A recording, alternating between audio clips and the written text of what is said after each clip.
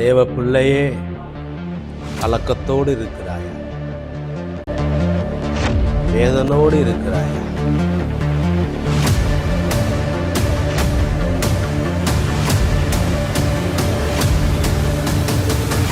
கர்த்தர் உன்னை பலப்படுத்தி உனக்கு சகாயம் பண்ணுவார்.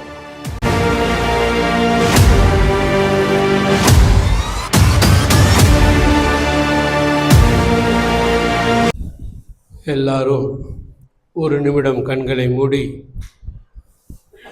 அபிஷேகம் பெற்ற தேவனுடைய பிள்ளைகள் உடைய கரங்களை ஊழியக்காரருக்கு நேராக நீட்டி அவர் பரிபூர்ண சுகத்தை பெறும்படியாக ஆவியிலே நிரம்பி நான் ஜெபிக்கும்போது நீங்களும் என்னோடு கூட ஜெபிக்கும்படியாய் நான் கேட்கிறேன். சர்வ வல்லமையுள்ள தேவனாகிய கர்த்தாவே, எங்களை உருவாக்கின கர்த்தரே, எங்களை ஆற்றி தேற்றுகிற தேற்றரவாளனே, ஆண்டவரும் இரட்சகருமாய் இருக்கிற இயேசு கிறிஸ்துவின் நாமத்தினாலே இந்த காலை வேளையில என்னுடைய ஊழியக்காரர் ஐயாவை என்னுடைய கரத்திலே ஒப்பு கொடுத்து ஜெபிக்கின்றேன். கடந்த வாரம் இரவிலே உடைய ஊழியத்தை முடித்துவிட்டு கடந்து செல்லும்போது ஏற்பட்ட அந்த விபத்திலிருந்து ஒரு சிறு காயங்களோடு தப்பித்துக் கொள்ளும்படியாக தேவனாகிய கர்த்தர் கிருபை செஞ்சீங்க.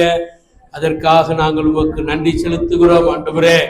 ஆனாலும் இன்னும் ஆண்டவரே, சரீரத்தில் காணப்படுகிற பலவீனங்கள், இந்த ஆங்கிள் கிட்ட காணப்படுகிற சிறு மைக்ரோ பிராக்சர் எல்லாவற்றையும் என் தேவன் மாற்றும்படியாய், ஆண்டவரே எலும்புகளை எல்லாம் கூடும்படியாய் என் தேவன் அற்புதத்தை சீக்கிரத்திலே செய்வீராக.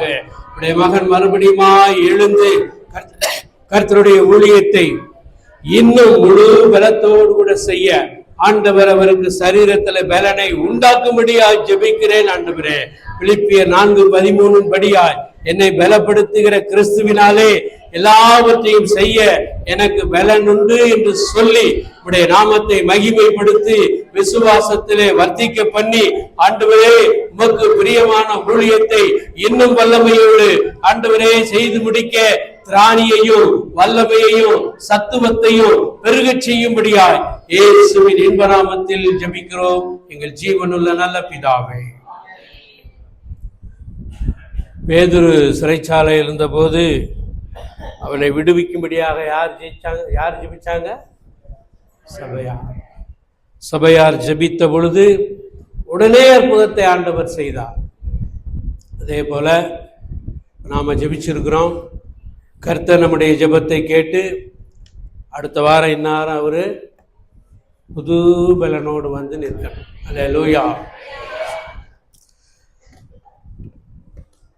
இந்த நாளின் செய்திக்காக நாம் கடந்து செல்லுவோம். இந்த நாளிலே சபைகள் வளர வேண்டும். ஐயா எப்பயோ பாடிட்டு போயிட்டாரு, சபையெல்லாம் வளரணுமே அப்படின்னு. ஆனால் நம்முடைய நிலைமையை ஆராய்ந்து பார்த்து, சபை அப்படின்னா அது கட்டடம் அல்ல, நாம் தான் சபை. நாம் வளர்ந்திருக்கிறோமா? கர்த்தருக்குள் வளர்ந்திருக்கிறோமா? பூரணத்தை நோக்கி பயணப்பட்டு கொண்டிருக்கிறோமா என்பதை நாம் அறிய வேண்டும். நம்முடைய சபை மாத்திரமல்ல, ஒவ்வொரு சபையும் அறிந்து அந்த சபை வளருவதற்கான காரியத்திலே நாம் கவனம் செலுத்தி தேவன் காட்டுகிற பாதையிலே நடப்பதற்கு நம்மை நாமே ஒப்பு கொடுக்க வேண்டும். அல்லேலூயா. சபை வளர்ச்சி, சர்ச் growth, அதை குறித்து உங்களோடு சில வார்த்தைகளை பகிர்ந்து கொள்ளும்படியாக நான் விரும்புகிறேன். உற்சாகமா இருக்கிறீங்களா? உற்சாகமா இருக்கிறீங்களா? உங்கள் துக்கம் சந்தோஷமாய் மாறும்னு செய்தி கொடுத்தா உற்சாகமா இருப்பீங்க. கவலைகளை எல்லாம் மாற்றுவார் அப்படின்னா துள்ளி குதிப்பீங்க. உங்க நோய்களை எல்லாம் அகற்றுவார் அப்படின்னா இன்னும் குட்டிக்கரணம் போட்டு துள்ளி குதிப்பீங்க.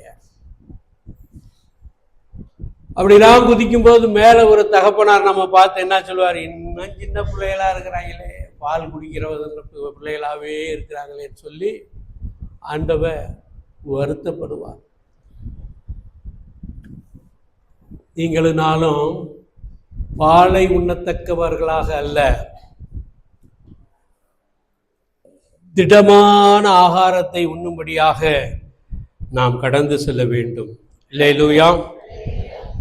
திருச்சபை வளர்ச்சி என்பது அளவிலும் குவான்டிட்டி, தரத்திலும் குவாலிட்டி, எண்ணிக்கையிலும் நம்பர்ஸ், பண்பிலும் கேரக்டர் காணப்பட வேண்டும்.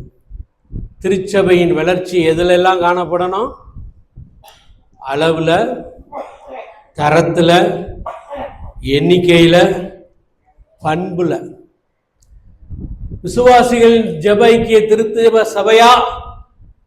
அந்த விசுவாசிகள் எல்லாம் தங்கமானவையா? பாஸ்டர் சொன்ன கோட்டுக்கு தாண்ட மாட்டாங்க. உபசரிப்பதில் மேலானவர்கள், அன்பு கூறுவதிலே அதிகமான அன்பை கொன்றவங்க, உதவி செய்வதிலே வல்லவர்கள். இதெல்லாம் பண்புகளை குறிக்கக்கூடியது. ஆனால் துரதிருஷ்டவசமாக, துர்ப்பாக்கியமாக சபை வளர்ச்சி என்றால் இன்று எதை பார்த்துதான் சபை வளர்ந்திருக்குது சொல்றோம்?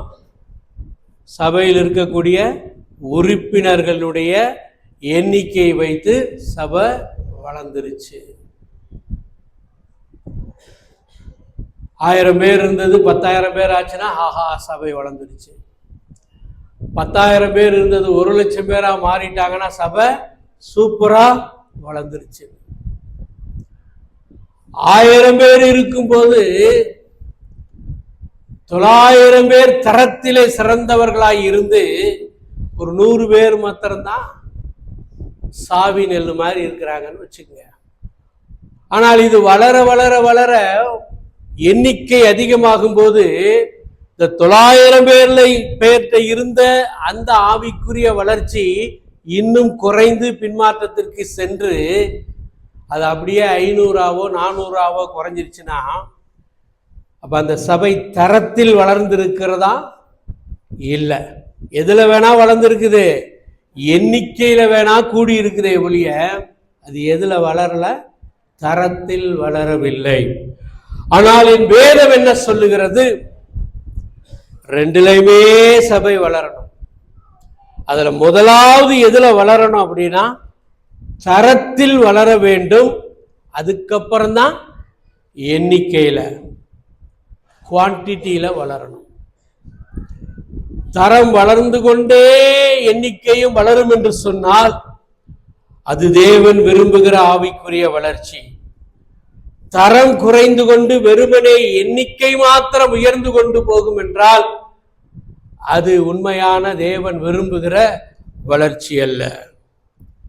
அப்போஸ்தலர் நடபடிகள் 9வது அதிகாரம் 31வது வசனத்துல சபை தரத்தில் எப்படி வளர்கிறது என்பதை அங்கே லூக்கா சொல்லியிருக்கிறார். வாசிங்க. அப்போஸ்தலர் 9:31. அப்பொழுது யூதேயா, கலிலேயா, சமாரியா நாடுகளில் என்றும் சபைகள் சமாதானம் பெற்று பக்தி விருத்தி அடைந்து கர்த்தருக்கு பயப்படுகிற பயத்தோடும் பரிசுத்த ஆவியின் ஆறுதலோடும் நடந்து பெருகின. This is qualitative growth. இதுதான் தரத்தில் வளர்ச்சி அடைந்த சபை. 4 காரியங்களை இங்க அப்போஸ்தலன் சொல்லி இருக்கிறார். சமாதானத்தை பெற்று பக்தி விருத்தி அடைந்து கர்த்தருக்கு பயப்படுகிற பயத்திலேயும் வளர்ந்து பரிசுத்த ஆவியானவர் தரக்கூடிய ஆறுதலோடும் அந்த சபை நடந்து பெருகின.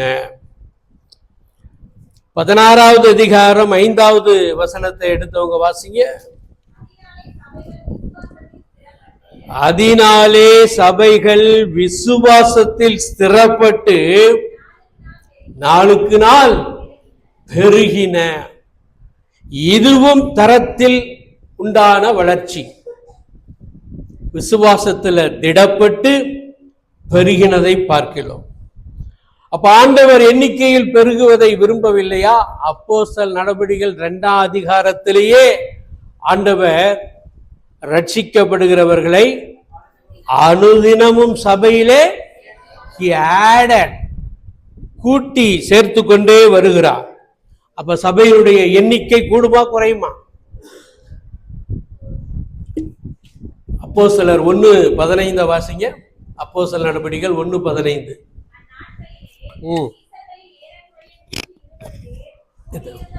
எத்தனை பேருங்க? 120 பேர். இப்ப பெந்தெகோஸ்தே நாளில் அவங்க எல்லாரும் மேல் வீட்டு அறையில 120 பேரும் கூடுறாங்க. எதுக்காக கூடுறாங்க? பரிசுத்த ஆவியினுடைய அபிஷேகத்தை பெற்றுக்கொள்ளும்படியாக. 120 பேர் மேலும் பரிசுத்த ஆவியானவர் வந்து இறங்கின உடனே அவர்கள் எல்லாரும் அந்நிய பாஷையிலே பேசி கர்த்தருடைய நாமத்தை மகிமைப்படுத்துறார். அப்ப பேதுரு எழுந்து முதல்ல ஒரு பிரசங்கத்தை பண்றாரு. அந்த முதல் பிரசங்கத்திலேயே எத்தனை பேர் ரட்சிக்கப்பட்டாங்களாம்? 41வது வசனத்தை வாசிங்க. 3000 பேர். 120 பேர் கூடுறாங்க. அபிஷேகம் கிடைச்ச உடனே எத்தனை பேரா மாறுது? 3000 பேர். இப்ப 4வது அதிகாரம் 4வது வசனத்தை வாசிங்க.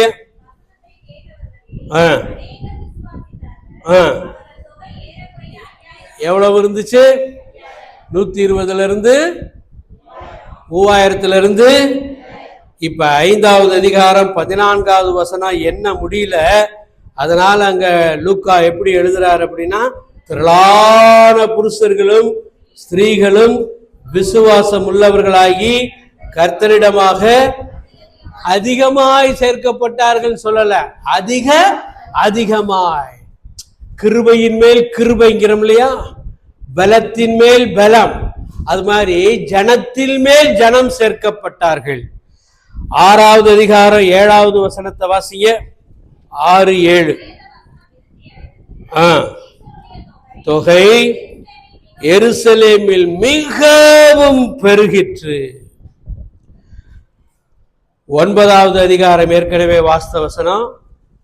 9வது அதிகாரம். இப்படி பெருகின இந்த சபை எதிலேயும் பெருகிச்சு அப்படின்னா, கர்த்தருக்கு பயப்படுகிற பயத்திலேயும், சமாதானத்திலேயும், பக்தி விருத்தியிலேயும், பரிசுத்த ஆவியினுடைய ஆறுதலிலேயும் பெருகி வளர்ந்தது. அப்படி வளர்ந்ததுனால வேத வசனம் 12வது அதிகாரம் 24வது வசனம், தேவ வசனம் வளர்ந்து பெருகிற்று. ஹல்லேலூயா.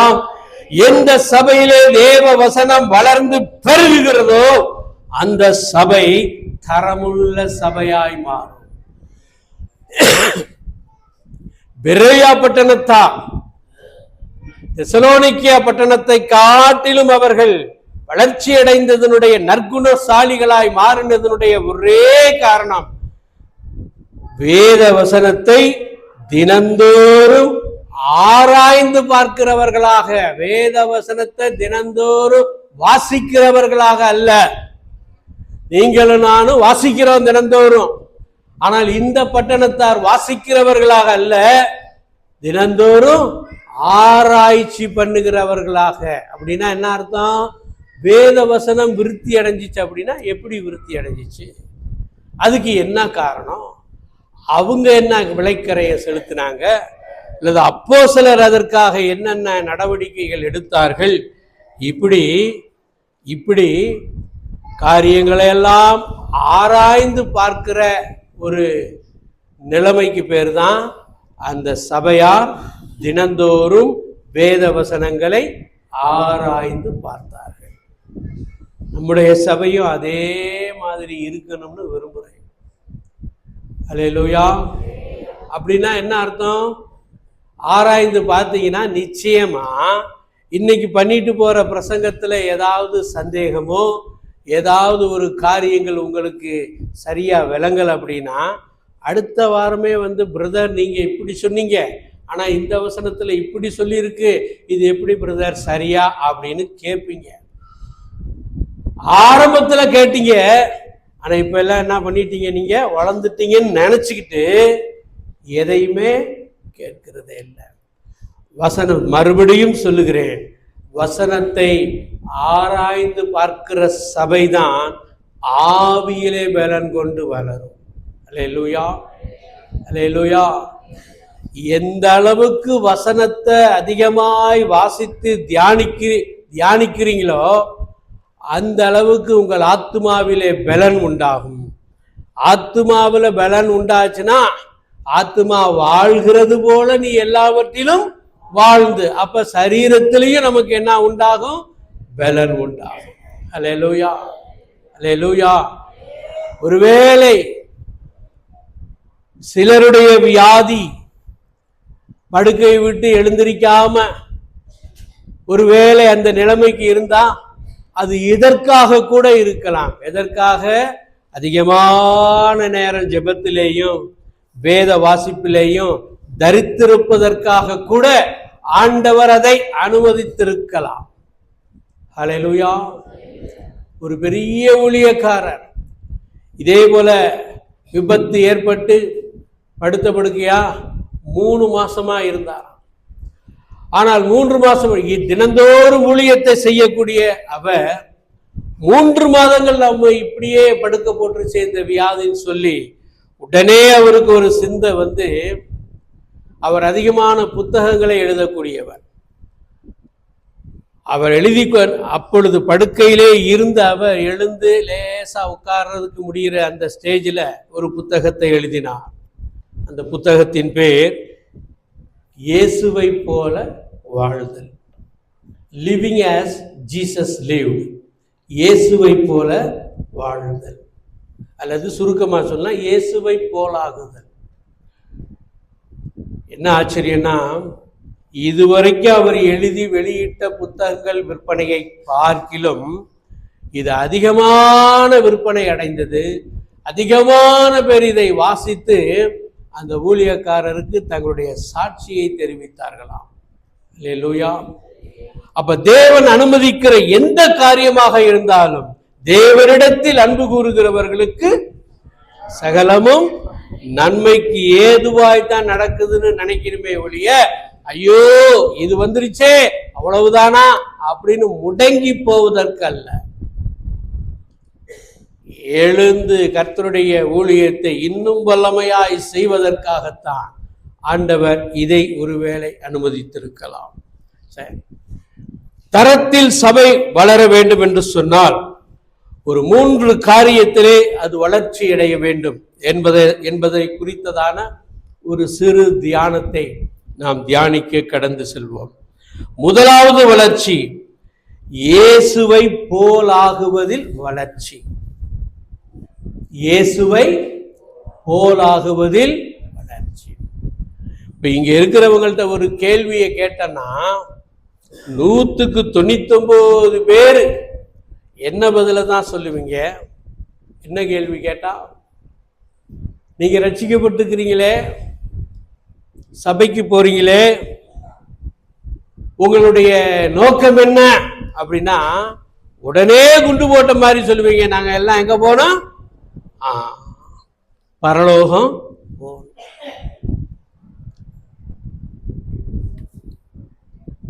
ஆனா வேதத்தை வாசிச்சு பார்த்தீங்க அப்படின்னா பரலோகம் போவதற்கு முன்பாக ஆண்டவர் நம்மை யார் போல மாறணும்னு விரும்புறாருன்னா அவரை போல குமாரனுடைய சாயலுக்கு ஒப்பாய் மாற வேண்டும். அல்லேலூயா. அப்படி மாறணும் அப்படின்னா கிறிஸ்துவின் நிறைவான வளர்ச்சியை அடைய வேண்டும். வாசிங்க, எபேசியர் 4வது அதிகாரம் 11வது வசனத்தை வாசிங்க. எபேசியர் 4:11. மேலும் விசுவாசத்திலோ அறிவிலோ இதெல்லாம் எதுக்கு? கிறிஸ்துவின் நிறைவான வளர்ச்சியின் அளவுக்கு தக்க. போதும். கிறிஸ்துவின் நிறைவான வளர்ச்சியின் அளவு. ஆண்டவருடைய நிலை இந்த ஸ்டேட்ல இருக்குன்னு வச்சுக்கோங்க. நம்ம நிலை அகல பாதாளத்துல இருக்கிறோம்னா நாளுக்கு நாள் என்ன பண்ணிக்கிட்டே இருக்கணும்? வளர்ந்து கொண்டே போகணும். அப்படி வளரணும்னா திருவசனமாகிய களங்கமில்லாத ஞானப்பாலை அனுதினமும் ஒரு குழந்தை எப்படி அடிக்கடி பால் குடிச்சு வளருதோ அதே போல நீங்களும் நானும், அதுக்கு பேர் ஞானப்பால். அந்த பாலை உண்ணக்கூடியவர்களாக நீங்களும் நானும் மாறணும். இயேசு கிறிஸ்துவை பற்றி 4 சுவிசேஷகர்கள் 4 விதமான கோணங்களிலே எழுதி வைத்திருக்கிறார்கள்.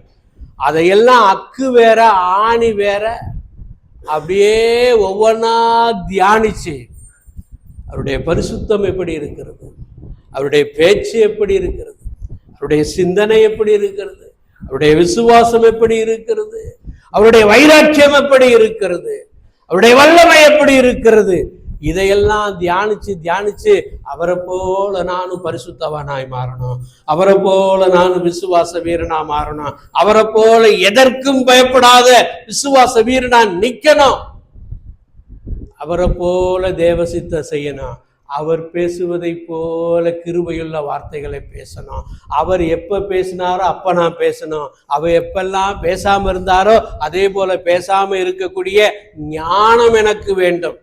இப்படியெல்லாம் நாம வளர கற்றுக்கொள்வோம் என்றால் நாம் யாருடைய வளர்ச்சிக்கு ஏற்றபடி வளர முடியும்? கிறிஸ்துவின் நிறைவான வளர்ச்சிக்கு ஏற்ப வளர முடியும். அப்படி வளர்ந்துகிட்டே போகும்போது முடிவு எப்படி வருமாம்? 1 யோவான் 3வது அதிகாரம் 2வது வசனத்தை எடுத்தவங்க வாசிங்க. 1 யோவான் 3:2.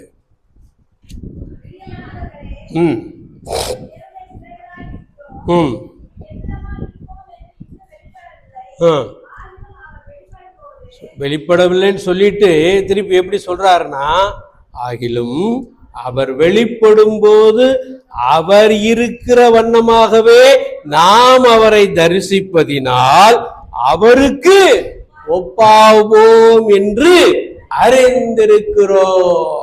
அவர் வெளிப்படும் போது என்ன பரிசுத்தத்தில் இருக்கிறாரோ அந்த பரிசுத்தத்திற்கு ஒத்ததான ஒரு பரிசுத்தத்தை நீங்களும் நானும் அடைய வேண்டும். அப்படி மாறணும். அப்படின்னா அதுக்கு பேரு தான் கிறிஸ்துவின் நிறைவான வளர்ச்சி. லூக்கா சுவிசேஷம் 6வது அதிகாரம் 40வது வசனத்துல, தேறினவன் எவனும் யாரை போல இருக்கிறான்? தன் குருவை போல இருப்பான். நம்ம குரு யாருங்க? நம்ம குரு யாரு? அப்ப அவரை போல மாறணும். அப்படின்னா உங்களை எல்லாம் கிறிஸ்துவை போல மாத்தணும்னா எங்கள் மேல ஆண்டவர் எங்களுக்கு சில காரியங்களை கர்த்தர் கொடுத்திருக்கிறார். அதே போல சபையில அப்போஸ்தலனாகிய பவுல் எங்கெங்கெல்லாம் போய் சபையை ஸ்தாபித்தாரோ அங்க இருக்கிற விசுவாசிகள் ஆண்டவருடைய சாயலுக்கு ஒப்பாக மாற்றுவதற்கு அவர் சில காரியங்களை செய்தார். என்ன காரியம்? நம்பர் 1, கொலோசையர் 1வது அதிகாரம் 28வது வசனத்தை வாசிங்க. எந்த மனுஷனையும், நல்லா கவனிங்க, எந்த மனுஷனையும் இதெல்லாம் வாசிக்கும் போது அப்படியே நம்ம இதுல ஒரு 1% கூட இல்லையே அப்படிதான் தோணுதே ஒழிய, அப்படியே கிறிஸ்துவை குறித்த அறியணுன்ற ஆவல் தான் இப்ப இருக்குது.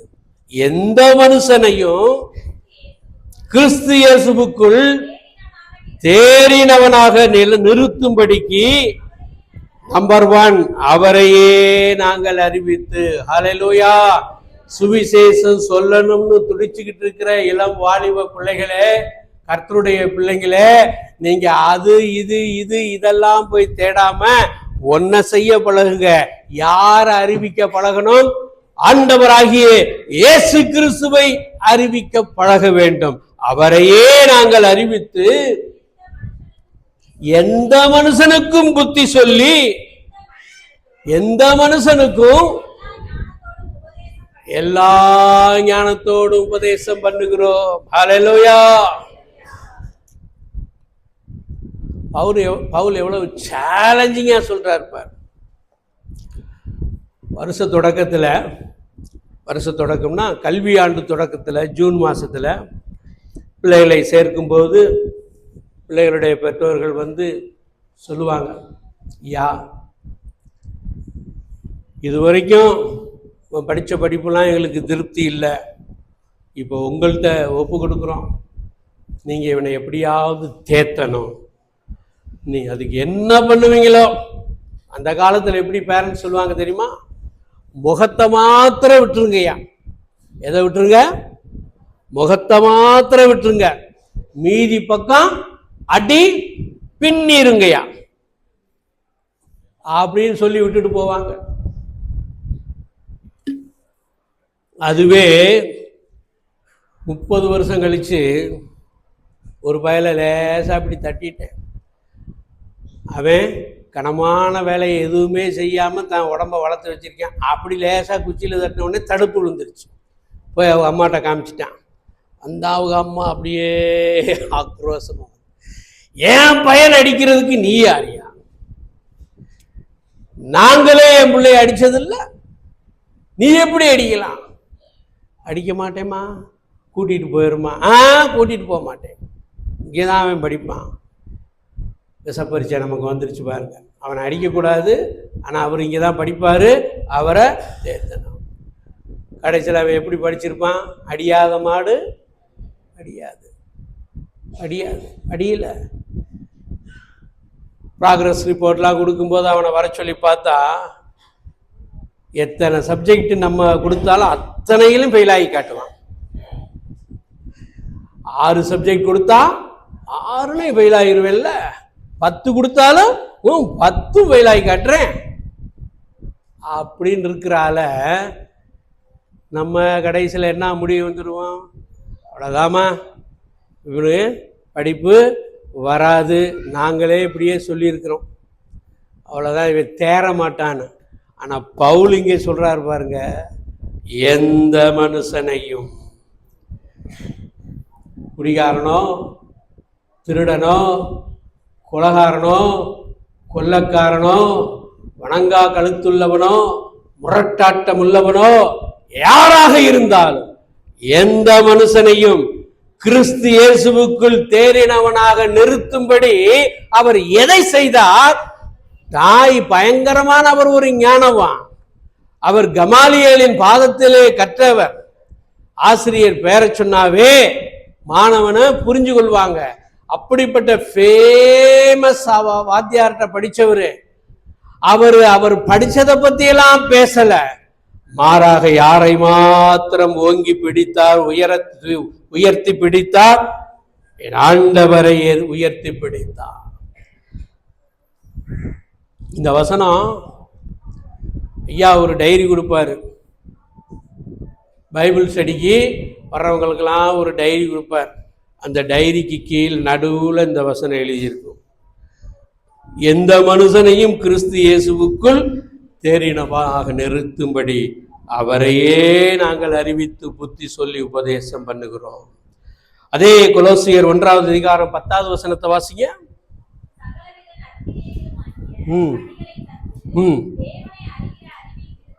தேவனை அறிகிற அறிவில் தானே நாம் வளர வேண்டும். தேவனை அறிகிற அறிவில் நாம் வளர வேண்டும். தேவனை எப்படி அறிவது? அவர் எப்படி வளர்ந்தாரோ அதே போல நாமும் வளருவதற்கு பிரயாசப்படணும், முடிவெடுக்கணும், தீர்மானம் எடுக்கணும், தீர்மானத்தின்படி செயல்பட ஆரம்பிக்கணும். லூக்கா சுவிசேஷம் 2வது அதிகாரம் கடைசி வசனம், அதாவது 52வது வசனத்தை வாசிங்க. இயேசுவானவர் ஞானத்திலோ வளர்த்தியிலோ தேவ கிருபையிலோ மனுஷ தயவிலும் அதிகமாயின்னு போடல, அங்கேயும் எப்படித்தான் போட்டிருக்கு, அதிகமாய் விருத்தி அடைந்தார். 4 growth, 4 வளர்ச்சி. நம்பர் 1 ஞானத்தில் வளர்ச்சி, இன்டலெக்சுவல் growth. நம்பர் 2 வளர்த்தியிலும் பிசிக்கல் growth. நம்பர் 3 தேவ கிருபையிலும் ஸ்பிரிச்சுவல் growth.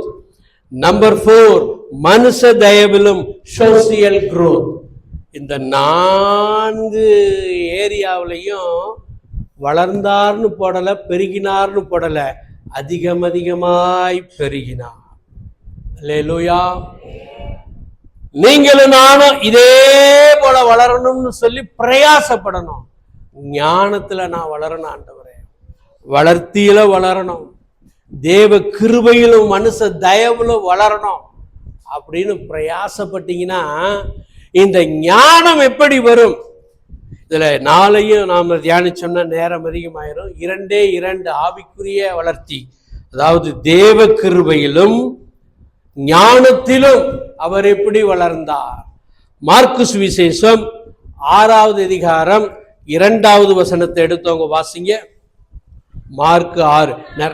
நிறைய வசனங்கள் வாசிக்க வேண்டியதா இருக்கனால ஒருத்தரே வாசிப்பார்னு அப்படியே கடந்து போகாம எல்லாரும் வேத புத்தகத்தை எடுத்து வாசிக்க முயற்சி செய்யுங்கள்.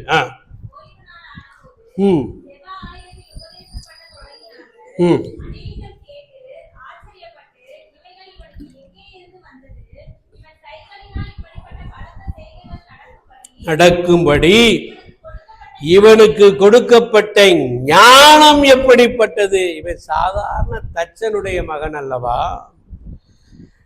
இவனோட கூட பிறந்தவங்க எல்லாம் நம்மகிட்ட இருக்கிறாங்களே, நாம திருமணம் பண்ணி இருக்கிறோமே, ஒரு தச்சனுக்கு எப்படி இப்படிப்பட்ட ஞானம் வந்தது என்று சொல்லி, after all he was a carpenter's son, ஒரு ஆசாரி மகன், மர வேலை செய்கிற ஆசாரி மகன். ஆனா 12 வயசுலே அவர் பேசின பேச்சு, அவர் கேட்ட கேள்விக்கு ஒருவராலும் பதில் சொல்ல முடியல. மற்றவங்க கேட்ட கேள்விக்கு இவர் சொன்ன பதில ஒருவராலும் சரியாக புரிந்து கொள்ள முடியவில்லை. அந்த அளவிற்கு ஞானம் உள்ளவர். பேச வேண்டிய நேரத்துல பேசணும். ஞானத்துல வளர்றதுக்கு நம்பர் 1 ஸ்டெப் சொல்றேன், கவனிங்க. இந்த வளவலா தொலை வாயை திறந்தா அப்படியே சிலரு ஸ்டாப் பண்ணவே முடியாது. அப்படி பேச ஆரம்பிச்சிங்க அப்படின்னா ஞானத்தில் வளர முடியாது. எங்க பேசணுமோ அங்க பேசணும், எங்க பேசக்கூடாதோ அங்க பேசாம இருக்கும். என் ஆண்டவர் அதை செய்தார். வாசிங்க, யோவான் சுவிசேஷம் 18வது அதிகாரம் 37வது வசனத்தை வாசிங்க.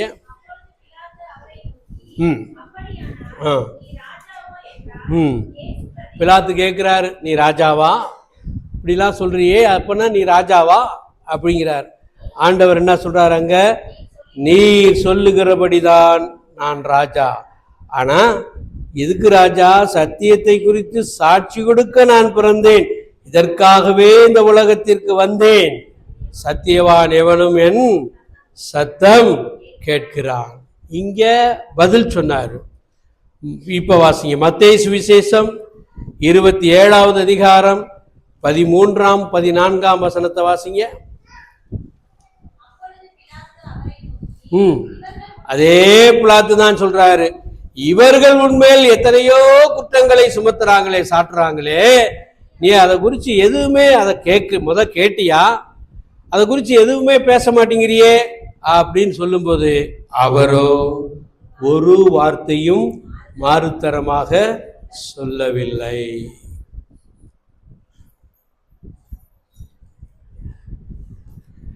நீதிமொழிகள்ல சாலமோன் ஞானி ஒரு வார்த்தை சொல்லி வச்சிருக்கார். நீதிமொழிகளின் புஸ்தகம் 17வது அதிகாரம் 28வது வசனம்.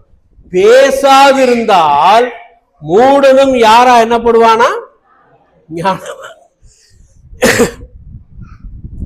பேசி வம்புல மாட்டிக்கிறப்படாது. இதுல பேசி பம்புல மாட்டிக்கிறப்ப சிலர் போய் பேசி ரொம்ப சாமர்த்தியமா சாமானம் வாங்கிட்டு வர்றேன்ட்டு போவாங்க. இது எவ்வளவுங்க விலை? 50 ரூபாங்க. அவர் 50 ரூபான்னு சொல்றது அவங்களுக்கு எப்படி கேட்டிருக்கான்? 80ன்னு கேட்டிருக்கான். ஏங்க 70ன்னு கொடுங்க. எவ்வளவுன்னு கொடுங்க? அவன் சொன்னது எவ்வளவு? 50. அவன் கொடுக்காம விடுவானா?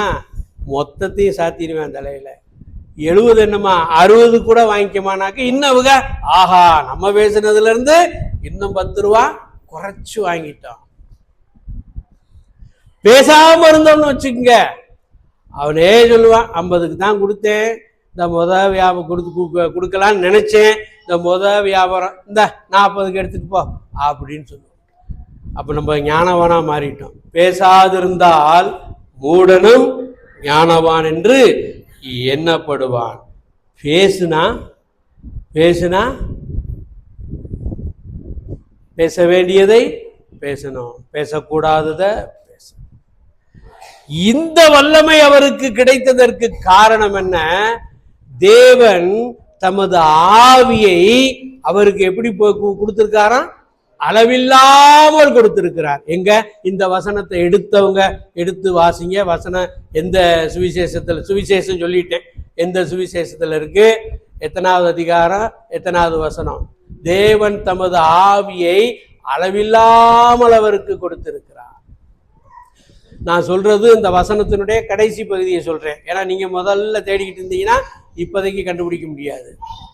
வசனத்தின் கடைசி பகுதி.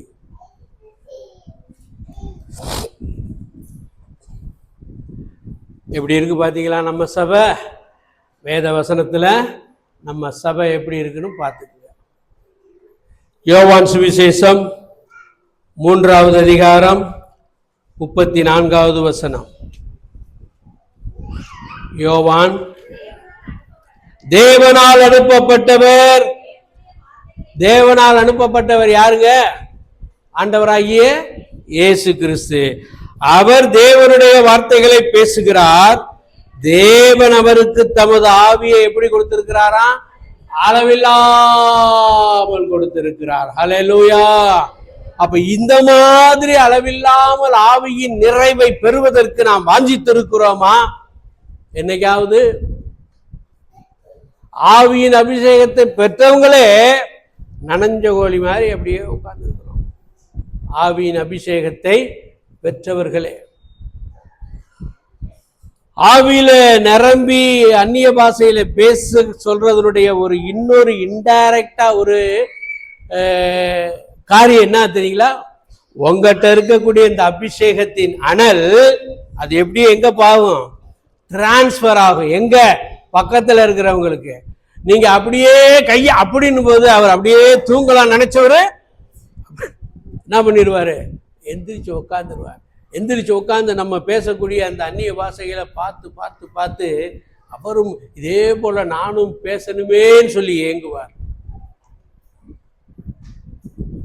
உங்க அனல் அப்படியே. ஆனா இப்ப ஒரு அனல் பத்திக்கிட்டு இருக்கு. என்ன அனல்? பாஸ்டர் மாத்திரம் இங்க சத்தம் போட்டுக்கிட்டு இருப்பாரு, நம்ம ஊரை அப்படியே இடிச்ச புலி மாதிரி இப்படியே உட்காந்து.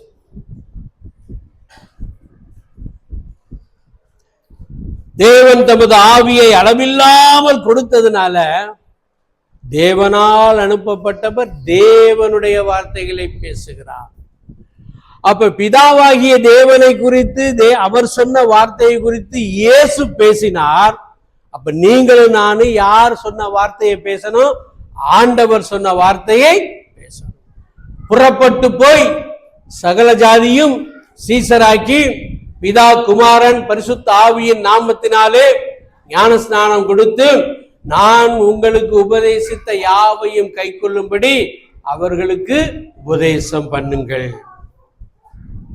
இத நாம செய்யணும். நாம செய்யறோமா? இதெல்லாம் செஞ்சுக்கிட்டே இருந்தோம் அப்படின்னா கர்த்தர் விசேஷித்த விதமான ஞானத்தை நமக்கு தருவார். அப்ப கர்த்தருக்கு பயப்பட ஆரம்பிப்போம். கர்த்தருக்கு பயப்படுதலே ஞானத்தை. அப்ப ஞானம் வரும், மறுபடியும் கர்த்தருக்கு பயப்படுவான். அப்ப மறுபடியும் அப்படியே இன்டர் ரிலேட்டட், பயப்பட பயப்பட பயப்பட ஞானம் வந்துக்கிட்டே இருக்கும். ஞானம் வர வர இன்னும் அதிகமாக கர்த்தருக்கு பயந்துக்கிட்டே இருப்போம். அப்போ இந்த ஞானம் அப்படியே போய் தேவனுடைய ரகசியங்களை அறியும்படிக்கு அவருடைய சாயலுக்கு ஒப்பான ஞானத்தை, பரிசுத்தத்தை, விசுவாசத்தை பெற்று நீங்களும் நானும் அவருடைய சாயலுக்கு ஒப்பாக முடியும். அல்லேலூயா. இரண்டாவது, தேவ கிருபையில அவர் எப்படி வளர்ந்தார். உங்களை ஸ்தோத்திரம் பண்ணுங்க ஸ்தோத்திரம் பண்ணுங்க துதிங்கன்னு சொல்றதுக்கு என்ன காரணம் சொல்லுங்க பார்ப்போம். அநேக ஸ்தோத்திரங்களினாலே கிருபை, அதுக்கு தான் சொல்றான், அதுக்கு தான் சொல்றான். ஆனா நீங்க எனக்கு எந்த கிருபையும் வேணாமியா, நான் பாட்டு இப்படியே உட்கார்ந்துருக்கிறேன், ஒன்றும் வராது, ஒரு கிருபையும் வராது. வியாதியை தாங்கணும் அப்படின்னா அதுக்கு ஒரு கிருபை வேணும், அதுக்கு பேர் தான் தாங்கும் கிருபை. வியாதியிலிருந்து கர்த்தர் சுகப்படுத்தணும்னா விடுவிக்கணும், அதுக்கு பேரு விடுவிக்கும் கிருபை. உங்களால நடக்க கூட முடியல, கர்த்தர் தான் உங்களை சுமந்துக்கிட்டு போகணும்னா அதுக்கு பேரு சுமக்கும் கிருபை. கர்த்தருடைய கரம் நம்மேல் இருந்துச்சு அப்படின்னா தேவ கிருபை அபரிமிதமாய் பொழிந்தருளப்படும். கிருபையின் மேல் கிருபையை நீங்களும் நானும் பெற்றுக்கொள்ள முடியும். அநேக ஏசப்பாவே ஒரு மிகப்பெரிய அற்புதத்தை செய்யும் போது அவர் முதல்ல என்னதான் பண்ணுவாரு? ஸ்தோத்திரம் பண்ணுவார். அவர் ஆண்டவர், பிதாவினுடைய சித்தத்தையே அவர் செய்கிறார். அவர் என்ன செய்ய போகிறாரோ அது பிதா சொன்னதுதான். பிதா சொல்லாம எதையும் தாமாக தம்மிச்சையாக செய்யக்கூடியவர் அல்ல நம் ஆண்டவர். அப்ப அவர் சொன்னதைத்தான் செய்ய போறாரு, அவர் விரும்பினதைத்தான் செய்ய போறாரு. ஆனாலும் அதை செய்வதற்கு முன்பாக அவர் என்ன பண்றாரு? ஸ்தோத்தரிக்கிறார். மார்க்கு சுவிசேஷம் 6வது அதிகாரம் 8வது அதிகாரம் 6வது வசனம், யோவான் 6:11, யோவான் 11:41. வேகமா வாசிங்க.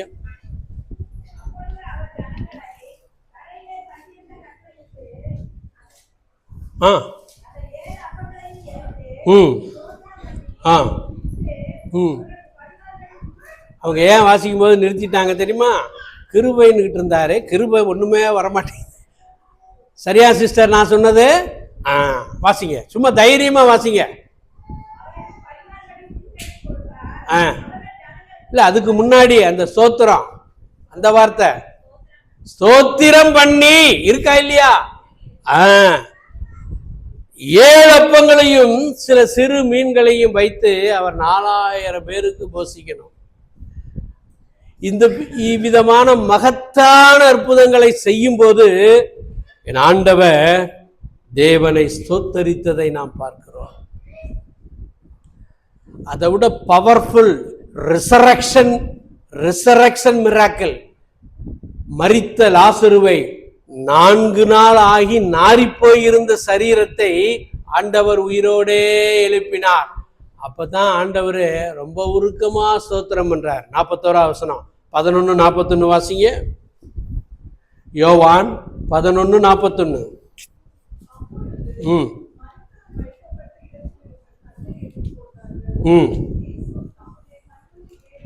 ஏறெடுத்து, பிதாவே செவி கொடுத்தபடியினால் உம்மை ஸ்தோத்தரிக்கிறேன். அடுத்த வசனம், நீர் எப்பொழுதும் எனக்கு செவி கொடுக்கிறீர் என்று நான் அறிஞ்சிருக்கிறேன், ஆனாலும் இந்த ஜனங்கள் விசுவாசிக்கும்படியாக நான் அப்படி சொன்னேங்கிறார். அல்லேலூயா. அப்ப ஸ்தோத்திரம் பண்ணுனா பக்கத்துல இருக்கிறவங்களும் அவங்களுக்கு என்ன பெருகுமா? விசுவாசம் பெருகுமா, விசுவாசம் பெருகுமா. அநேக ஸ்தோத்திரங்களினாலே கிருபை பெருகும் என்று சொல்லி நம்ம வேத வசனத்துல வாசிக்கிறோம். இங்க ஆண்டவர் ஒரு சம்பவத்தை சொல்லுகிறார். பிதாவே, நீர் சொல்லுகிறதைத்தான் நான் செய்வேன், என்னுடைய சொல்லை நீர் செவி சாய்ப்பீர் என்பதை நான் அறிந்து உம்மை ஸ்தோத்தரிக்கிறேன்.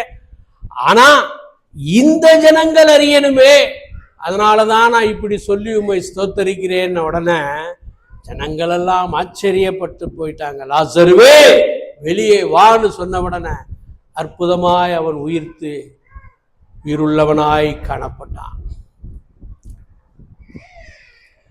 அப்ப தேவ கிருபையில ஆண்டவர் வளர்ந்ததற்கு ஒரு மிகப்பெரிய காரியம், அவர் ஸ்தோத்திரம் பண்ணினார். கர்த்தரை நான் எக்காலத்திலும் அண்ட புழுகு புழுகிறீங்க, காலத்திலையும் சோத்தரிக்கிறோமா? அவர் துதி தாவீது வேணா அதை சொல்லலாம். தாவீது சொன்னதை எழுதி வச்சதை நான் வாசிக்கிறேன்னு வேணா வாசிக்கலாம். இதை சொல்லணும்னா அட்லீஸ்ட் ஒரு நாளாவது இப்படி நீங்க இருந்து, ஒரு நாளாவது அப்படி இருந்தா எப்படி பிரதர் இருக்க முடியும்னு கேட்குறீங்களா? எத்தனை தடவை சொல்லி இருக்கிறோம். சமைக்க போறீங்களா? ஸ்தோத்திரம் பண்ணிக்கிட்டே சமைங்க. துவைக்க போறீங்களா? ஸ்தோத்திரம் பண்ணிக்கிட்டே. தூங்க போறீங்களா? ஸ்தோத்திரம் பண்ணிக்கிட்டே தூங்க. இப்ப தூங்கிடும்ல, தூக்கத்தை விட்டுருங்க. தூக்க முடிச்சுட்டு மறுபடியும் எந்திருக்கிறீங்களா? ஸ்தோத்தரிச்சுட்டே எந்திரிங்க. இப்படி செய்ய செய்ய செய்ய செய்ய செய்ய கிருபைகள் பெருகும், அற்புதங்கள் நடக்கும். திரளான அற்புதங்களை தேவன் செய்வார். உங்கள் குறைவுகளை எல்லாம் கிறிஸ்து இயேசுவுக்குள் மகிமையிலே அவர் நிறைவாக்குவார். அல்லேலூயா. இதுதான் இயேசுவை போல் ஆகுவதற்குரிய வளர்ச்சி. அவர் எவற்றிலெல்லாம் வளர்ந்து அவர் கனி கொடுத்தாரோ அதே போல நீங்களும் நானும் வளரணும். தேவ கிருபையிலும் ஞானத்திலையும் வளரணும். இரண்டாவதாக விசுவாசத்தில் வளர்ச்சி. ரோமர் 1:17 என்ன வாசிக்கிறோம்? விசுவாசத்தினாலே நீதிமான் பிழைப்பான். எங்க ஒரு ஃபண்டமெண்டல் கொஸ்டின் கேட்கிறேன், நிறைய தடவை நான் சொல்லியிருக்கேன், அதுக்கு ஆன்சர் சொல்லுங்க பார்ப்போம். இப்படி விசுவாசத்தினாலே நீதிமான் பிழைப்பான்னு வேதத்துல எத்தனை முறை சொல்லப்பட்டிருக்கிறது? எத்தனை முறைன்னு போதே என் கை இப்படி வந்துருச்சு. எத்தனை முறை சொல்லப்பட்டிருக்கு? 4. பழைய ஏற்பாட்டில் ஆபகுக் தீர்க்கதரிசியின் புஸ்தகம் 2வது அதிகாரம் 4வது வசனத்திலே தன் விசுவாசத்தினாலே நீதிமான் பிழைப்பான் என்றும், ரோமர் 1:17 விசுவாசத்தினாலே நீதிமான் பிழைப்பான் என்றும், கலாத்தியர் 3:11 விசுவாசத்தினாலே நீதிமான் பிழைப்பான் என்றும், எபிரேயர் 10:38 விசுவாசத்தினாலே நீதிமான் பிழைப்பான். பிழைப்பான்னா என்ன அர்த்தம்? உயிர் வாழ்வான்னு அர்த்தம். நம்ம ஜீவனே, நம்ம உயிர் வாழ்வதே எதுல தான் உயிர் வாழ்றோமா? விசுவாசத்துல தான் உயிர் வாழ்றோமா. நம்ம ஆண்டவருக்கு ஒரு பேர் இருக்குங்க. எபிரேயர் 12:1 அவருக்கு என்ன பேரு? விசுவாசத்தை துவக்குகிறவரும் விசுவாசத்தை துவக்கிறவர் அவர் தான், முடிக்கிறவர் அவர் தான். அல்லேலூயா. நீங்க ஸ்போர்ட்ஸ் டே அன்னைக்கு ஸ்கூல்ல ஸ்போர்ட்ஸ் நடத்துவாங்க. இப்போ 100 மீட்டர் ஓட்டப்பந்தயம்னு வச்சுக்கோங்க. அந்த 100 மீட்டர் ஓட்டப்பந்தயத்தில் ஒரு 6 ட்ராக்கோ 7 ட்ராக்கோ போட்டு அந்த ரேஸ்க்கு ஓடக்கூடியவங்கெல்லாம் ஒவ்வொரு ட்ராக்லேயும் நிற்பாங்க. இந்த நிற்கிறவங்களையெல்லாம் ஸ்டார்ட் பண்ணுறதுக்கு ஒருத்தர் ஸ்டார்டர்னு ஒருத்தர் இருப்பார். சாதாரண ஸ்கூல்னா அவர் விசில் வச்சிருப்பார். கொஞ்சம் வசதி படுத்த ஸ்கூல்னா கன் ஸ்டார்ட் கொடுத்து ஸ்டார்ட் பண்ணுவாங்க. கன் ஸ்டார்ட், கன்னை துப்பாக்கியில் ஒரு மேல் நோக்கி ஒரு சுடும்போது அனைவர் மார்ச் கெட் செட் கோன்றது சொல்ல மாட்டாங்க. அதுக்கு பொதுவாக என்ன சொல்லுவாங்க? கன் ஸ்டார்ட். ஷூட் பண்ண உடனே ஓடணும். இவர் ஸ்டார்டர். இவர் எங்க தான் இருப்பாரு? இங்க ஸ்டார்டிங் பிளேஸ்ல தான் இருப்பார். முடிவு இடத்துல ஒரு 3 பேரை ஃபிக்ஸ் பண்ணி வச்சிருப்பான். ஐயா நீ ஃபர்ஸ்ட பிடிச்சிக்க, நீ செகண்டை பிடிச்சிக்க, நீ தேர்டை பிடிச்சிக்க. இவங்க அந்த ஓடி வர்றவங்க மேலேயே கண் வச்சுக்கிட்டே இருப்பாங்க. பார்த்து கரெக்டாக அந்த ஃபினிஷிங் லைனை முடித்த உடனே முதல்ல போய் ஓடி வந்தவனை ஒரு ஆள் போய் பிடிச்சிட்டு பனியனை பிடிச்சிட்டு இழுத்துட்டு வருவார். ரெண்டாவது வந்தவன ஒருத்தர், மூணாவது, அவங்கெல்லாம் ஃபினிஷர். ஃபினிஷர். நம்ம ஆண்டவர் மாத்திரம்தான் ஸ்டார்டரும் அவர் தான், ஃபினிஷரும் அவர் தான். அல்லேலூயா. அவர் விசுவாசத்தை துவக்குகிறவர் அவர் தான், முடிக்கிறவர். துவக்கிட்டு கடைசியில எல்லை கோட்டில் முடிக்கிற கோட்டில் போய் நின்றுட்டு கமான் ஹரி அப் அப் அப்படி என்கரேஜ் பண்ணி ஊக்குவித்து உங்களையும் என்னையும் எத்தனையோ சோர்வான பாதைகளின் வழியாக கடந்து வந்தாலும் நம்மை ஊக்குவித்து அந்த ஓட்டத்தை ஜெயத்தோடு ஓடி முடிக்க கிருபை செய்கிறவர் நம்முடைய ஆண்டவர். அதனாலதான் பவுல் சொல்றான், நல்ல போராட்டத்தை போராடினேன், ஓட்டத்தை முடித்தேன், எதை காத்துக்கொண்டேன். அப்ப நம்ம விசுவாச பயணத்தை ஆண்டவர் துவக்கி வச்சதுல இருந்து அந்த விசுவாச பயணம் ஆரம்பிக்குது. இதை முடிக்கும் போது ஆரம்பத்திலே கொண்டிருந்த அதே விசுவாசம் நம்மிடத்துல என்ன இருக்கணும். இல்லைன்னா எபேசு சபையை பார்த்து அன்பில் குறைந்திருந்ததை ஆண்டவர் குறையாய் சொன்னார் இல்லையா? ஆதியிலே கொண்டிருந்த அன்பை விட்டா என்று உன் பேரில் எனக்கு குறை உண்டு அப்படின்ன மாதிரி ஆரம்பத்துல வல்லமையான விசுவாசத்தோட இருப்போம். ஆனா நாள் ஆக ஆக போக போக போக விசுவாசம் தளர்ந்து குன்றி போய் விசுவாசத்துல குறைந்து காணப்படுவோம். ஆண்டவர் நம்ம பார்த்து, ஆரம்பத்துல கொண்டிருந்த விசுவாசம் உன்னிடத்துல இல்லை என்று உன் பேரில் எனக்கு குறை உண்டு. இந்த விசுவாசத்துல எப்படி பிரதர் வளர்றது? போன முறை செய்தி கொடுக்கும்போது ஒன்றை சொன்னேன். விசுவாசத்துல வளரணும் அப்படின்னா இல்லாத விசுவாசத்திலிருந்து வல்லமையான விசுவாசத்துக்கு போகணும், அல்லது கடுக அளவு விசுவாசத்திலிருந்து மலையை பெயர்க்கத்தக்க விசுவாசத்திற்கு போகணும். அதை என்ன பண்ணணும்? அந்த விசுவாசத்தை அபியாசிக்கணும் அப்படின்னு சொன்னேன். இப்ப இந்த விசுவாசமும் எதனாலதான் வருது? கர்த்தருடைய வார்த்தையினால் தான் வருது. ரோமர் 10:17 என்ன வாசிக்கிறோம்? விசுவாசம் கேள்வியினால் வரும், கேள்வி கர்த்தருடைய வசனத்தினால் வரும். அப்ப விசுவாசம் எதனாலதான் வரும்? கர்த்தருடைய வார்த்தைய கேட்டுக்கிட்டே இருக்கணும். ஆண்டவருடைய வாசனையை கேட்க கேட்க கேட்க கேட்க விசுவாசம் தானாகவே கூட்டிட்டு போகும்.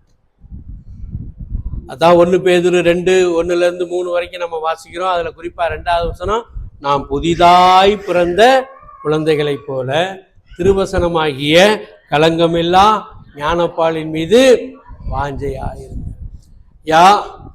இன்னொரு காரியம் இருக்கு. நீங்க செய்யறதெல்லாம் வாய்க்கணும் அப்படின்னா, நீங்க செய்யறதெல்லாம் வாய்க்கணும்னா அதுக்கு ஒரு ஃபார்முலா அந்த சங்கீதக்காரன் சொல்லியிருக்கான். முதல் சங்கீதத்துல, கர்த்தருடைய வேதத்தில் பிரியமாயிருந்து இரவும் பகலும் வேதத்தில் தியானமாய் இருக்கிற மனுஷன் பாக்கியவான், அவன் நீர்க்கால்களின் ஓரமாய் நடப்பட்டு தன் காலத்தில் தன் கனியை கொடுக்கிற இலையுதிராதிருக்கிற மரத்தை போல் இருப்பான், அவன் செய்வதெல்லாம் வாய்க்கும்.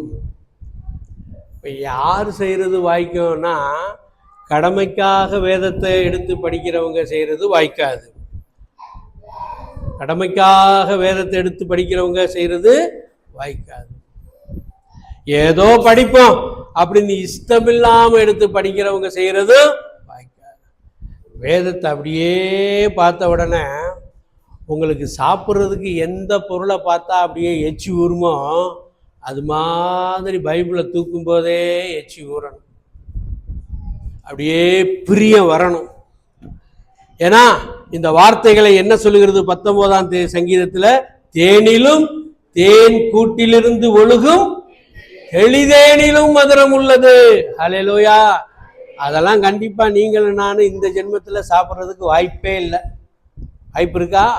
சக்கரை கலந்த தேன், சீனி கலந்த தேன் குடிச்சிருக்கிறோம், நல்ல தேனே சாப்பிட்டதில்லை. அந்த தேன்ல தெளிந்த தேன் சுத்தமா சாப்பிட்டிருக்க மாட்டோம்.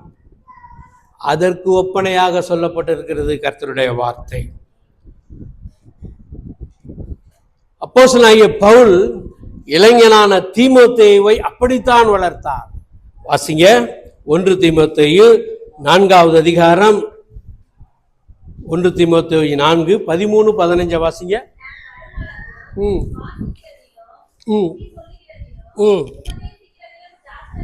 ஜாக்கிரதையாயிரு. முதல்ல எதை சொல்றாரு? உபதேசம் பண்றதுக்கு முன்னாடி வேதத்தை குறைஞ்சபட்சம் 5 முறையாவது படித்திருக்க வேண்டும் என்று ஒரு பழுத்த ஊழியக்காரர் சொல்றார். ஆனா இன்னைக்கு பைபிள் காலேஜுக்கு உள்ள போயிட்டு தலையை காமிச்சிட்டு வந்துட்டாவே அவங்க என்ன போட்டுருவாங்க? ரெவரண்ட். அப்புறம் 2 வருஷம் ஆயிடுச்சுனாவே டாக்டர், இன்னும் 1 வருஷம் ஆயிடுச்சுனாவே பிஷப் ஆயிடுவார். என்ன ஆயிடுவாரு? பிஷப் ஆயிடுவார். பிஷப் ஆயிட்டா ரெவரண்டா இருக்கும்போது கிடைச்ச நேரம் கூட பிஷப்பா இருக்கும்போது கிடைக்காது. இந்த இந்த ஊர் சபையில ஒருத்தங்க கொடுப்போம், ஐயா இங்க ஒரு பிரச்சனை வாங்க, அதை போய் தீர்த்து வச்சுட்டு வர்ற வழியிலே அடுத்த ஆள் கூப்பிட்டுருவான். ஆனா ரெவரண்டா இருக்கும்போது ஒரு சபைக்கு தான் பொறுப்பு. அப்ப அந்த ஒரு சபையை மேய்க்கும் போது நிறைய நேரங்கள் கிடைக்கும். அதனால வார்த்தை எப்படி போட்டிருக்காரு பாருங்க பவுல். வாசிங்க மறுபடியும் அந்த வசனத்தை. நான் வருமளவும் வாசிக்கிறதுலும் புத்தி சொல்றதுலையும் பண்றதுலையும். அப்படின்னா என்ன அர்த்தம்? இத கவிழ்த்து போடுவதற்கு பிசாசு வருவான் அல்லது மனிதர்களும் வருவாங்க. நீ வாசிக்கிறத தடை பண்றதுக்கு, நீ உபதேசிக்கிறத தடை பண்றதுக்கு, நீ பிரசங்கம் பண்றத தடை பண்றதுக்கு வருவாங்க ஆட்கள். ஜாக்கிரதையாக இருக்க வேண்டும். சமயம் வாய்த்தாலும் வாய்க்காவிட்டாலும் திருவசனத்தை பிரசங்கிப்பதற்கு ஜாக்கிரதையாயிரு.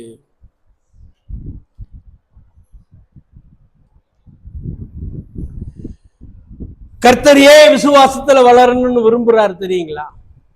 ஆண்டவர் விசுவாசத்தை துவக்கிட்டாரு, விசுவாசத்தை முடிக்க போறாரு. துவக்குன நிலைமையிலேயே நம்முடைய விசுவாசம் முடியும் போது இருக்கணுமா? இருக்கக்கூடாது. ஆரம்பத்துல நம்முடைய விசுவாசம் இந்த அளவு இருந்துச்சுன்னா முடியும் போது விசுவாசம் உயர்ந்த அளவுல இருக்கணும். அது ஏன் ஆண்டவர் விரும்புறார் அப்படின்னா, விசுவாசம் 2 காரியம். நம்பர் 1, விசுவாசம் இல்லாமல் தேவனுக்கு பிரியமா இருப்பது கூடாத காரியம். எபிரேயர் 11:6. நம்பர் 2, 1 பேதுரு 5வது அதிகாரம் 8-9. தெளிந்த புத்தியுள்ளவர்களாயிருங்கள், விழித்திருங்கள், ஏனெனில் உங்கள் எதிராளியாகிய பிசாசானவன் எவனை விழுங்கலாவோ என்று கெர்ச்சித்து சுத்தி வகை தேடி சுத்தி தெரிகிறார். அடுத்த வசனம், எதிர்த்து நில்லுங்கள். தேவனுக்கு கீழ்ப்படிந்து பிசாசுக்கு எதிர்த்து நில்லுங்கள், அப்பொழுது அவன். அப்ப என் தேவன் இதுல ஒரு ஞானத்தை வச்சிருக்கிறார். என்ன ஞானம்? ஒவ்வொரு நாளும் சத்துரு கொண்டு வருகிற தடை இருக்கும், ஒவ்வொரு நாளும் மனிதர்களால் வரக்கூடிய தடை இருக்கும். மனுஷர்கள் எதிர்ப்பாங்க, சத்துரு எதிர்ப்பான். அதுக்கெல்லாம் நீ துவண்டு போகாம இருக்கணும்னா விசுவாசம் என்னும் கேடயத்தை பிடித்து கொண்டவர்களாகவும் நில்லுங்கள். பொல்லாங்க நெய்யும் அக்கினி அஸ்திரங்கள் எல்லாம் அவித்து போடத்தக்கதாய் விசுவாசம் என்னும் கேடயத்தை பிடித்து கொண்டவர்களாயும் நில்லுங்கள். இதனாலதான் கர்த்தர் விசுவாசத்தில் வளர வேண்டும் என்று சொல்லி விரும்புகிறார். கடைசியா 1 அன்பில் வளர்ச்சி. முதல்ல என்ன சொன்னங்க? ஞாபகம் இருக்கா? முதல்ல என்ன சொன்னேன்? இயேசுவை போல் ஆவதில் வளர்ச்சி. 2வது விசுவாசத்தில் வளர்ச்சி. 3வது அன்பில் வளர்ச்சி. இன்றைக்கு விசுவாச கருத்தரங்கங்கள், விசுவாச மாநாடுகள், விசுவாச கன்வென்ஷன் கூட்டங்கள் எக்கச்சக்கமா இருக்கு. அதுலேயும் குறிப்பா வரங்களை எப்படி பெற்றுக்கொள்வது, ஆவிக்குரிய வரங்களை எப்படி அப்பியாசிப்பது, இதை குறித்ததான பயிற்சி வகுப்புகள் எசேக்கியா பிரான்சிஸ் அவர்கள் கூட அடிக்கடி நாட்கள்ல எடுத்தார். நிறைய உண்டு. ஆவிக்குரிய வரத்திற்கு கொடுக்கிற முக்கியத்துவம் எதுக்கு கொடுக்கிறது இல்லை? ஆவியின் கனிகளுக்கு கொடுப்பதில்லை. ஆனால் ஆண்டவர் மலைப்பிரசங்கத்திலே சொல்லிட்டார். லூக்கா சுவிசேஷம் 6வது அதிகாரம் 44வது வசனத்துல, அந்தந்த மரம் அதனதன் கனியினால் அல்லவோ அறியப்படும். ஒரு மரம் எப்படிப்பட்ட மரம்னு அறியணும்னா எதை வச்சுதான் அறிய முடியும்? இந்த விசுவாசி எப்படிப்பட்டவர்கள் அப்படின்னு தெரியணும்னா உங்களிடத்திலே காணப்படுகிற சுபாவங்களை வைத்துத்தான் அறிய முடியும். அப்ப இந்த விசுவாசத்தில், இந்த அன்பில் வளர வேண்டும் என்று சொன்னால், இந்த அன்பும் விசுவாசமும் இரட்ட சகோதரிகள். அன்பும் விசுவாசமும் இரட்ட சகோதரிகள். வேதத்தை வாசித்து பார்த்தீங்க அப்படின்னா சில வார்த்தைகள் ஒன்னோடு ஒன்று திரும்ப திரும்ப திரும்ப வர்றதப்பா. போன வாரம் ஒன்று சொன்னேன், விழித்திருந்து ஜெபம் பண்ணுங்கள், ஜெபம் பண்ணி. அப்ப ஜெபமும் விழிப்பும் எப்படித்தான் வரும்? சேர்ந்து சேர்ந்து தான் வரும். இப்ப சொல்றேன், ஒரு 12-14 வசனங்களை சொல்றேன். அன்பும் அன்பும் விசுவாசமும் எப்படித்தான் வரும்? ஒன்னா தான் இருக்கும். சாம்பிளுக்கு ஒரு 4 வசனத்தை வாசிக்கலாமா? கலாத்தியர் 5:6 ஒருத்தர் வாசிங்க, எபேசியர் 1:15 ஒருத்தர் வாசிங்க, எபேசியர் 3:17 ஒருத்தர் வாசிங்க, எபேசியர் 6:23 வாசிங்க. சொல்லிட்டு வாசிங்க. கலாத்தியர் 5:6 வாசிப்பா. ம் ம் ம் நல்லா கவனிங்க. அன்பினால் கிரியை செய்கிற விசுவாசமே உதவும். அன்பு வந்துருச்சா? விசுவாசம் வந்துருச்சா? எபேசியர் 1:15 இன்னொருத்தர் வாசிங்க.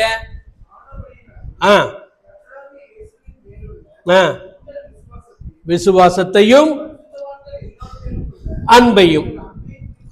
விசுவாசம் அன்பு. எபேசியர் 3:17.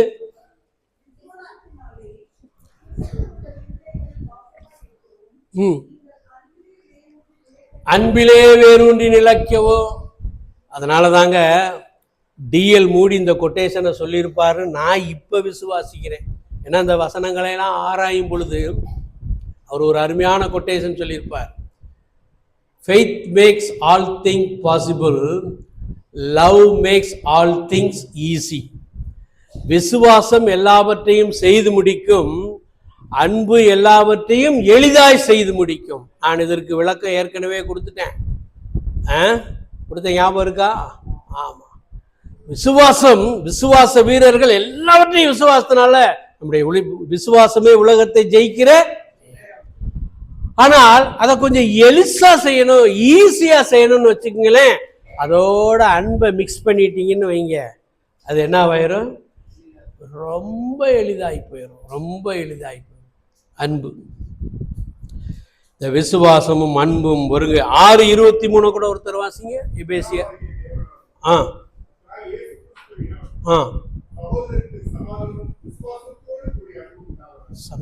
விசுவாசத்தோடு கூடிய அன்பும். அப்ப விசுவாசம் வந்தா அன்பு பெருகணும். அன்பு பெருகுனா விசுவாசமும் கூடயே வந்துடும். வேற மாதிரி உங்களுக்கு புரியுற மாதிரி சொன்னோம்னா, எதையாவது ஒண்ணுல பெருகுனீங்கன்னா அது இன்னொன்னு பிடிச்சி இழுத்துட்டு வந்துடும். ஒரு அல்லேலூயா சொல்லுவோமா? அன்பில் பெருகி பாருங்கள், அது விசுவாசத்தை இழுத்து கொண்டு வரும். அல்லது விசுவாசத்தில் பெருகி பாருங்கள், அதை அன்பை இழுத்து கொண்டு வரும். அல்லேலூயா. 2 தெசலோனிக்கேயர் 1:3 கூட வாசிங்களேன். 2 தெசலோனிக்கேயர் 1:3.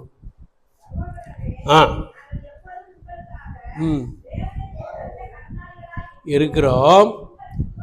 உங்கள் விசுவாசம் மிகவும் பெருகுகிறது, உங்கள் அன்பு அதிகரிக்கிறது.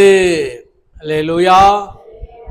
விசுவாசம் பெருகுகிறது, அன்பு அதிகரிக்கிறது.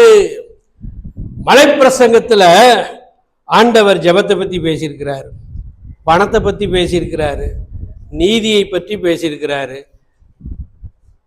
ஒருவரோடு ஒருவர் சமாதானத்தை பற்றி பேசியிருக்கிறாரு. ஒருவரோடு ஒருவர் அன்பு செலுத்தி சக உறவுகளை பேணுவதை குறித்து பேசியிருக்கிறார். இதுல ஒரு வேத பண்டிதர் சொல்லுகிறார், ஜெபத்தை பற்றி 17 வசனங்களும் பணத்தை பற்றி 18 வசனங்களும். ஆஹா, அப்ப பணத்துக்கு மேல ஆசைப்படலாமான்னு நினைச்சிடாதீங்க, ஒரு வசனம் கூட இருக்கேன்னு.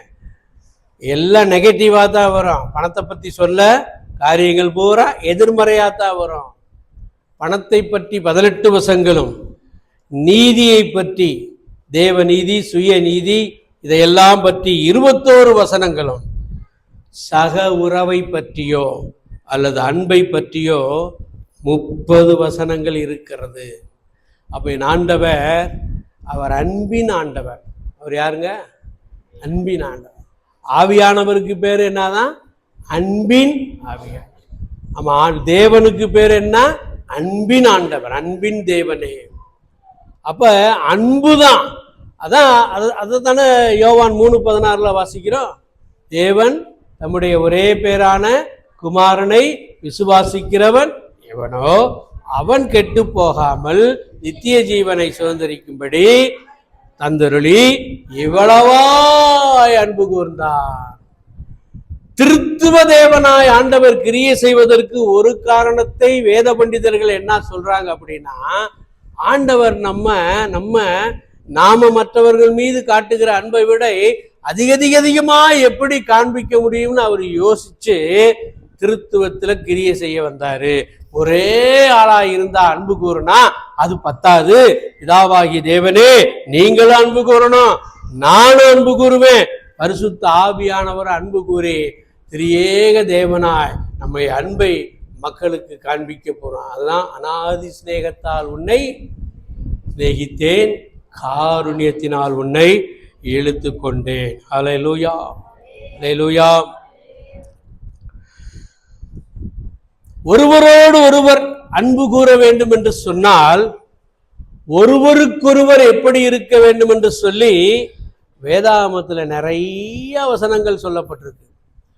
இதை நான் என்னுடைய டைரியெல்லாம் பரட்டி பார்க்கும்போது 2014 பேசியிருக்கிறேன். ஒரு 3 காரியத்தை பேசி, ஒருவருக்கொருவர் கீழ்ப்படிதலாக இருக்கணும், ஒருவரை ஒருவர் கனம் பண்ணணும், ஒருவர் பாரத்தை ஒருவர் சுமந்திடணும்னு இதை விரிவாய் பேசி, மீதி ஒருவருக்கொருவர்லாம் நீங்க எழுதிட்டு வாங்கன்னு சொல்லி ராணி சிஸ்டர் தான் அதையும் வந்து சொன்னாங்க. அது எத்தனை பேர் அதை செஞ்சீங்களோ தெரியாது. நீங்க எழுதிட்டு வரலைனாலும் அந்த வேத வசனங்களை குறிப்பாக நிருபத்திலே, ரோமருக்கு எழுதின நிருபத்திலிருந்து அப்படியே யூதா வரைக்கும் இருக்கக்கூடிய நிருபத்தை வாசித்து பார்த்தீங்க அப்படின்னா நிறைய வசனங்கள், 15-16 வசனங்களுக்கு மேலாக ஒருவருக்கொருவர் கனம் பண்ணுதலே ஒருவருக்கொருவர். எங்க முடிக்கவாது செய்றீங்களான்னு பார்ப்போம். நான் செய்தியை முடிக்க போறேன், இப்ப உற்சாகமா சொல்லுங்க. கனம் பண்ணுவதிலே ஒருவருக்கொருவர், ஒருவரோடு ஒருவர் ஏக, ஒருவரை ஒருவர் ஏற்றுக்கொள்ளுங்கள், ஒருவருக்கொருவர் புத்தி சொல்லுங்கள், ஒருவரை ஒருவர் வாழ்த்துங்கள், ஒருவருக்காக ஒருவர் காத்திருங்கள், ஒருவர் பாரத்தை ஒருவர் சுமந்திடுங்கள், அன்பினால் ஒருவரை ஒருவர் தாங்கிடுங்கள், ஒருவருக்கொருவர் கீழ்ப்படிந்திருங்கள், ஒருவரை ஒருவர் தேற்றுங்கள், ஒருவருக்காய் ஒருவர் ஜெபம் பண்ணுங்கள், ஒருவரில் ஒருவர் ஊக்கமான அன்புள்ளவர்களாயிருங்கள், ஒருவரை ஒருவர் உபசரியுங்கள், ஒருவருக்கு ஒருவர் உதவி செய்யுங்கள்.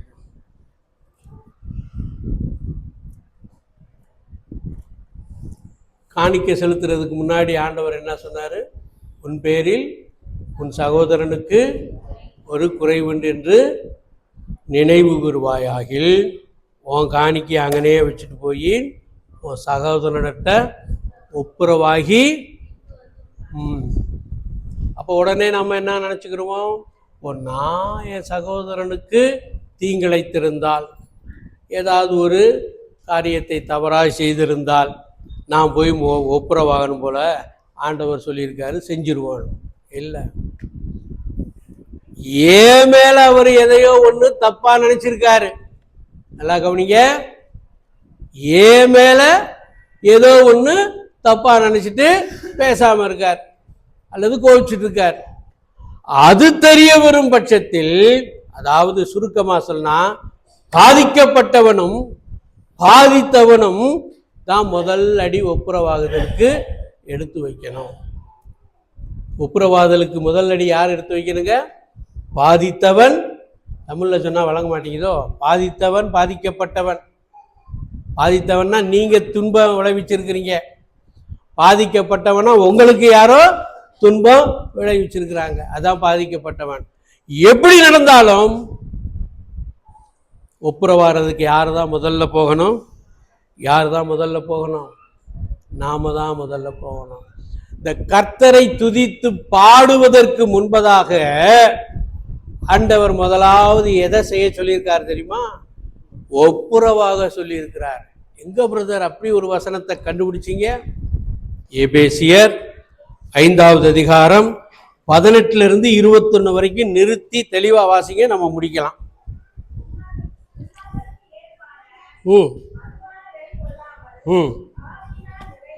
ஆவியினால் நிறைந்து எங்க 18 விட்டுட்டீங்களா? வாசிங்க மறுபடியும். கொல்லாமல் ஆவியினால் நிறைந்து சங்கீதங்களினாலும்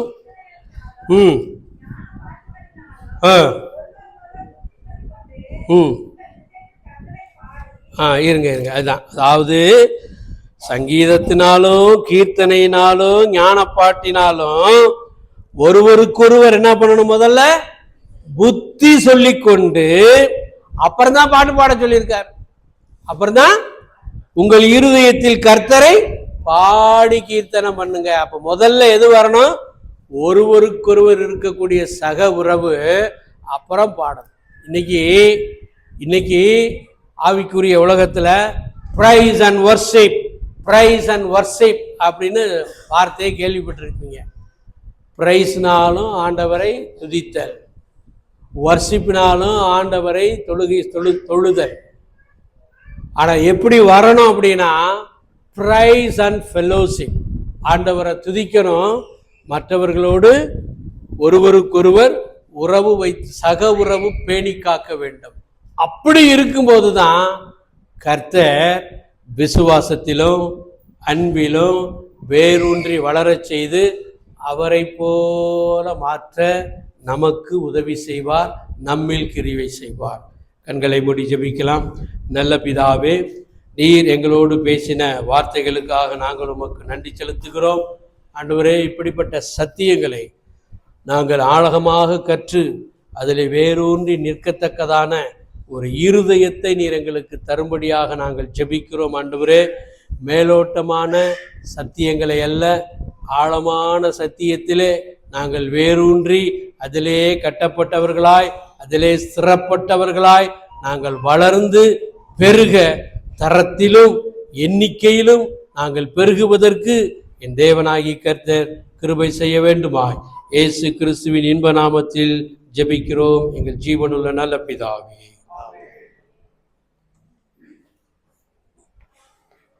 கர்த்தரோடு பேசுகிற இந்த வார்த்தைகளுக்காக ஸ்தோத்திரம்.